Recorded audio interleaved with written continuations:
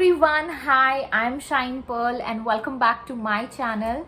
Thank you for subscribing my channel, liking and commenting on my videos. मुझे बहुत अच्छा लगता है आप लोगों के कमेंट्स पढ़ना। तो एक कमेंट ये भी आया था, जैसे कि मैंने फॉरगिवनेस के ऊपर जिसने पूछा था उनका आंसर मैंने कर दिया। अब एक कमेंट मुझे ये आया है कि दी आप को क्रिएशन क्या होता है और क्या एग्जैक्टली को क्रिएशन होता है उसके बारे में बताएं। तो को क्रिएशन आपको उस वर्ड से ही समझ में आ गया होगा कि मैं क्या बोलना चाह रही हूँ। को क्रिएशन मतलब किसी की क्रिएशन में उसकी मदद करना। अब ये कैसे होता है, ठीक है। तो सबसे पहले ना मैं आपको अपने बैकलैश में लेकर जाती हूँ, अपने पास्ट स्टोरीज में लेकर जाती हूँ। यूजुअली पास्ट के बारे में याद नहीं करना चाहिए, लेकिन मुझे लगता है कि इससे बेहतर एग्जाम्पल मैं शायद आपको नहीं दे पाऊंगी। तो इस वजह से मैं आपसे ये जो स्टोरी है मेरी और मेरी मदर की, तो मैं ये स्टोरी आपके साथ शेयर करना चाहती हूँ। जब मेरा ना हमेशा से हाइपर एसिडिटी का इशू रहता था, ठीक है। अब with God grace I am blessed, I am heeled. तो अब ऐसा कोई टेंशन नहीं है मेरे लाइफ में हाइपर एसिडिटी का, और मोस्टली शायद लड़कियों में होता भी है। तो मेरा जो स्टोरी है वो को क्रिएशन में मैं आपको बताती हूँ। मेरी जो मम्मी है उनका हमेशा से एक वो रहता था कि मतलब अगर आपने मैं अगर तैयार हो जाऊँ, ठीक है, शादी में जा रही हूँ या किसी बर्थडे पार्टी में जा रही हूँ, तो उनका हमेशा से रहता था कि अगर आप काला नज़र का काला टीका लगा लो, मतलब काजल का टीका लगा लो यहाँ वहाँ जहाँ पे भी, तो अगर आप काला टीका लगा लो तो आपको नज़र नहीं लगती है, ठीक है।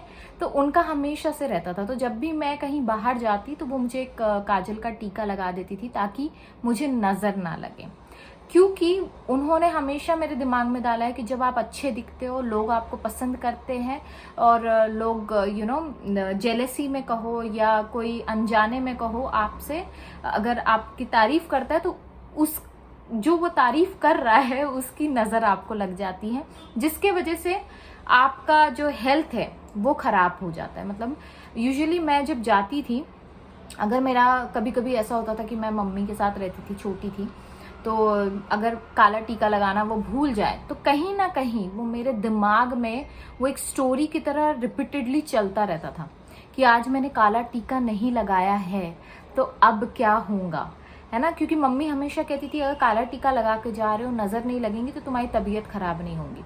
और जब मैं वापस आऊँ तो मैं हमेशा, जब मैं काला टीका नहीं लगाती थी, स्पेशली जब मैं वापस आती थी तो मेरे वॉमिटिंग स्टार्ट हो जाती थी मुझे, और मुझे चक्कर आने लगते थे और बहुत सारी चीज़ें होने लगती थी। फिर ऐसा हुआ कि वक्त गुजरा और ये जो स्टोरी है ये कई सालों तक चलती रही। मम्मी के टोटके भी रहते हैं, जब नज़र लग जाती है तो वो नमक से उतारती है, दिए से उतारती है, मिर्चे से उतारती है, और मिर्चा अगर ज़्यादा धुआं करने लगे मतलब बहुत बड़ी नज़र लग गई है आपको, और या तो फिर कोई रिलीजियस वे से भी लोग नज़र उतारते हैं। तो ये सारी चीज़ें थी। तो जब मैं कॉलेज में गई तो कॉलेज में ऐसा होता था कि काला टीका लगाने का टाइम ही नहीं मिलता था, टू बी वेरी ऑनेस्ट, क्योंकि आप इतना आपके एजुकेशन में और बाकी चीज़ों में आप इतने बिजी हो जाते हो कि मम्मी से बोलो, फैमिली से बोलो, आप थोड़े दूर हो जाते हो। तो क्या होता है ना, वो जो एक रिपीटेड स्टोरी चल रही थी मेरे दिमाग में, तो वो वक्त के साथ जो 5 साल मैंने अपने कॉलेज में इन्वेस्ट किए, तो वो वक्त के साथ धुंधली पड़ती गई, है ना। तो फिर क्या हुआ, मैंने ये नोटिस किया कि मेरी तबीयत ख़राब नहीं होती थी अगर मैं तैयार होके भी कहीं जाती थी। तो दैट टाइम मुझे कुछ समझा नहीं कि क्या हो रहा है। मुझे ऐसा लगता था हो सकता है कि मेरी मदर जो है वहाँ से बैठ के कुछ करती होंगी, दैट्स वाई, या इस वजह से मेरा ऐसा कुछ नुकसान नहीं हो रहा है, मेरी हेल्थ इश्यूज़ नहीं हो रहे हैं। और मैं सच बताऊँ, मैं 5 साल इतनी ज़्यादा हेल्दी कभी नहीं रही जितना मैं अनहेल्दी अपने फैमिली में थी, क्योंकि मेरी मम्मी हमेशा ये मत खाओ, अच्छा हाँ सीताफल खाने के बाद, सीताफल जो होता है, अगर आप कस्टर्ड एप्पल खाते हो उसके बाद हाथ धो लो तो आपको ठंड लग जाएंगी, आपको बुखार आ जाएंगी। आप बारिश में, मेरी मम्मी हमेशा कहती थी, जब भी बारिश गिरती थी तो मेरी मम्मी कहती थी आज मेरे पैर दुखेंगे, और ये होता था कि जो वो कहती थी और मैं बिल्कुल आंख बंद करके मैं विश्वास कर लेती थी, और मुझे भी फिर वो फीलिंग होने लगती थी जब भी बारिश होए तो मेरे पैर दुखने लगे। और बहुत सारी ऐसी चीज़ें थी जो मेरी मम्मी ने कहा कि ये मत खाओ, इससे ये होता है, आइसक्रीम खाओगे तो सर्दी पकड़ जाएंगी, ये ना इमली खाओगे तो तुमको खांसी हो जाएंगी, दही खाओगे तो तुम्हें सर्दी खांसी हो जाएंगी, एंड ऑल दैट थिंग्स तो मेरा पॉइंट ये है कि जब आप अपना बिलीफ किसी और के अंदर डालते हो, स्पेशली आपके बच्चों के अंदर, या जो इंसान आपसे बहुत ज़्यादा इन्फ्लुएंस होता है, जब आप वो बिलीफ उसके अंदर डालते हो तो क्या होता है, ये तो मेरा बिलीफ है या मेरी मदर का बिलीफ था, राइट? पैर दुखना, खांसी होना, सर्दी होना, वॉमिटिंग होना, हाइपर एसिडिटी होना, है ना, ये सारी जो थी वो उनकी थिंकिंग थी। वो क्यों थी? क्योंकि वो थोड़ी सी ओवर प्रोटेक्टिव मदर थी।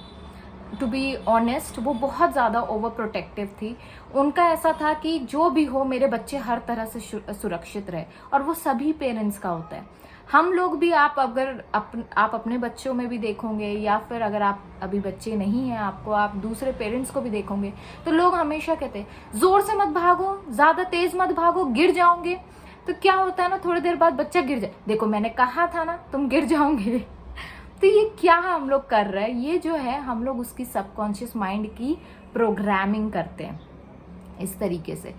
कई बार ऐसा होता है, दोस्तों से आप बात कर रहे होते हैं, दोस्त लोग कहते हैं अरे यार मेरा ना ऐसा ऐसा हो रहा है, और फिर आप इतना सुन लेते हो, आपका सबकॉन्शियस माइंड या माइंड बोलो आपका, आप उसे एक्सेप्ट कर लेते हो, तो क्या हो जाता है, वही चीज़ें आप भी दोहराने लगते हो, राइट? तो जब भी आप किसी के दिमाग में कोई चीज़ डालते हो, जैसे मेरी मदर ने मेरे दिमाग में डाला था रिलेटेड टू हेल्थ, मुझे बहुत हेल्थ इश्यूज थे अनटिल एंड अनलेस, जब तक कि मुझे ये समझ में नहीं आया कि किस तरीके से मैं अपने सबकॉन्शियस माइंड की रीप्रोग्रामिंग करूं, ठीक है, तब तक के मुझे हेल्थ इश्यूज थे, और मुझे नहीं समझ में आता था कि क्या प्रॉब्लम है मेरे अंदर एग्जैक्टली क्योंकि मुझे इतना तो समझ में आ गया था कि भाई सबकॉन्शियस माइंड में मेरे ये फिट है, अब मुझे इस फिटिंग को जो है वो ढीली करके उसकी रीप्रोग्रामिंग करना ज़रूरी है। तो जब तक कि मुझे वो नहीं समझा, तब तक कि मैं ये सब चीज़ों से आज़ाद नहीं हुई थी। सो मेरी मम्मी ने क्या किया, वो चीज़ मेरे दिमाग में डाली, मेरा प्रोग्रामिंग किया। अब मैं क्या कर रही हूँ, उसी चीज़ को मेरे मैनिफेस्ट कर रही हूँ। बिलीफ तो मेरी मम्मी का था, लेकिन मैनिफेस्ट कौन कर रहा है, मेरी मम्मी तो कर ही रही है, लेकिन उसके साथ साथ मैनिफेस्ट कौन कर रहा है, मैं भी कर रही हूँ। तो मैं क्या प्ले कर रही हूँ यहाँ पे, को क्रिएशन का काम कर रही हूँ, ठीक है। दिस इज को क्रिएटिंग, मतलब किसी की मदद करना उसके बिलीफ को मैनिफेस्ट करने के लिए, तो इसे हम कहते हैं को क्रिएशन।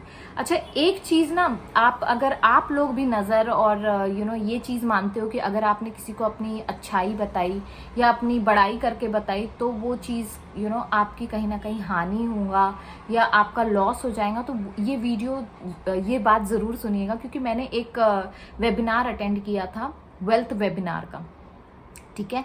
तो वो एक फ्री वेबिनार था और मैंने अटेंड किया था, मैंने शायद इसके बारे में आप लोगों को बताया भी है। उसमें एक बहुत अच्छी बात, वो जो स्पीकर थी उन्होंने, गुंजन मैम ने इतनी अच्छी बात कही थी। उन्होंने ये कहा था कि जब आप जब आपको पता है कि को क्रिएशन हो सकता है ना, कि आप किसी के दिमाग में अगर कोई चीज़ डालते हो तो वो चीज़ आपके लिए भी मैनिफेस्ट हो सकती है।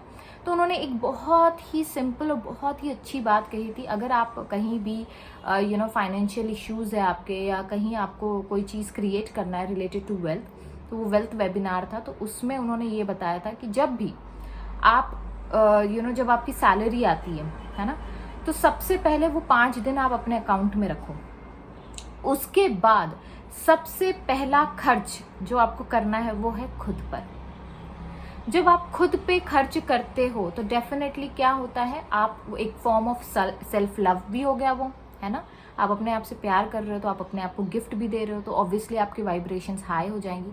और जब आप कोई महंगा या ब्रांडेड गिफ्ट अपने आप को देते हो, जो आप खरीदना चाहते थे हमेशा से, आपने वो ब्रेक कर दिया चेन, आपका सबकॉन्शियस माइंड थोड़ा सा गड़बड़ा जाता है ना, उसका रीप्रोग्रामिंग होता है कि नहीं, इसके पास अब पैसा है तभी ये खर्च कर रही है, और तभी क्या हो रहा है, वो चीज़ें आपको मिल रही है।